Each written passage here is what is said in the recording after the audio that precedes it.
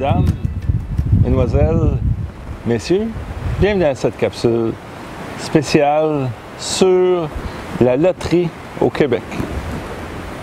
Actuellement, je suis profondément troublé parce que je viens de regarder le rapport financier annuel de l'Auto-Québec. Et savez-vous qu'il verse un petit peu plus que 1 milliard par année en dividendes au gouvernement du Québec? Pensons-y un peu, là. Ça veut dire que c'est encore le petit qui paye.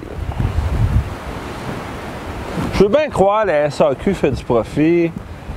Il y a des ventes là-dedans au restaurant. Les gens qui ont de l'argent vont au restaurant. Les gens riches payent des bouteilles chères.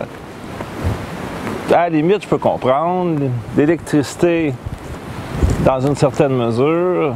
Mais du profit sur la loto. Savez-vous c'est quoi l'espérance de gain d'un petit comme vous et moi qui s'en va acheter un billet de loto? Savez-vous c'est quoi une espérance de gain?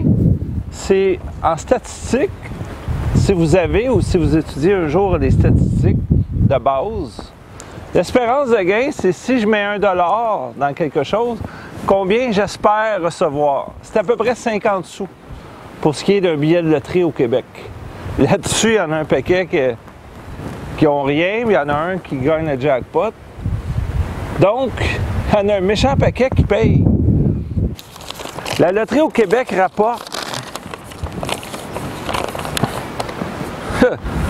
1,8 milliard de ventes et on donne en lot 987 millions. Donc, c'est presque du 50% qu'on donne, 50 et des poussières %.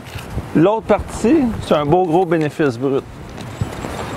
Donc, le petit, pourquoi il faut que le petit paye? Je peux comprendre que l'État contrôle la loterie. C'est tout à fait logique que ce ne soit pas du privé et que tout le monde se fasse baiser en bon québécois. Ça, c'est très clair dans ma tête que la privatisation de la loterie, il faut que jamais ça se fasse. Mais ça ne rentre pas dans la tête qu'il faut que l'État fasse 1 milliard en passant. Ils ont un budget de 100 milliards, et il y en a 1 milliard, c'est des petits qui s'en vont gratter, qui payent.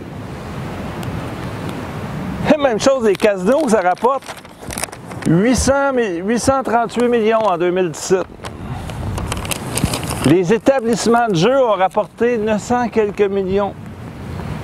Tout ça sert à payer le 1 milliard de dépenses, quelques autres affaires, et bref, ça arrive à 1,25 milliard de profit. Ils donnent 1 milliard, 1, quelques milliards au gouvernement.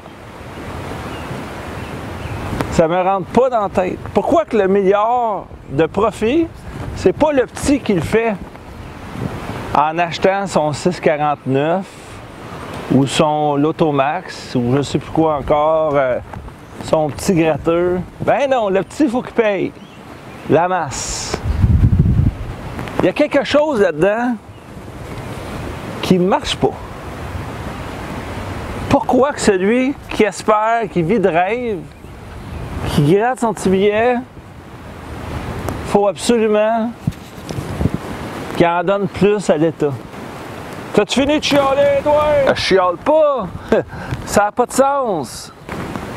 Tu vas te payer en impôts! Non, mais qu'on le paye en impôts, puis ça finit là? Pourquoi celui qui achète le billet de l'auto, faut qu'il paye? Pourquoi chaque fois que le gouvernement est mêlé dans une business, faut que ça devienne une machine à cash? Mesdames, messieurs, quelque chose m'échappe. Est-ce que vous pouvez m'aider, s'il vous plaît?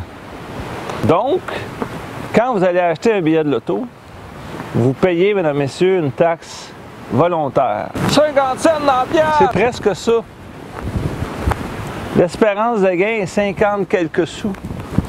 50 cents dans la pièce! Pour chaque dollar que vous dépensez.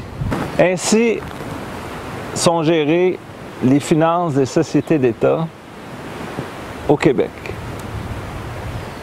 En espérant que cette petite capsule vous a plu, je vous invite à partager pour vos proches, parents, amis qui vivent d'espoir de gagner à la loto, mais qui payent plus d'impôts qu'ils ne le pensent.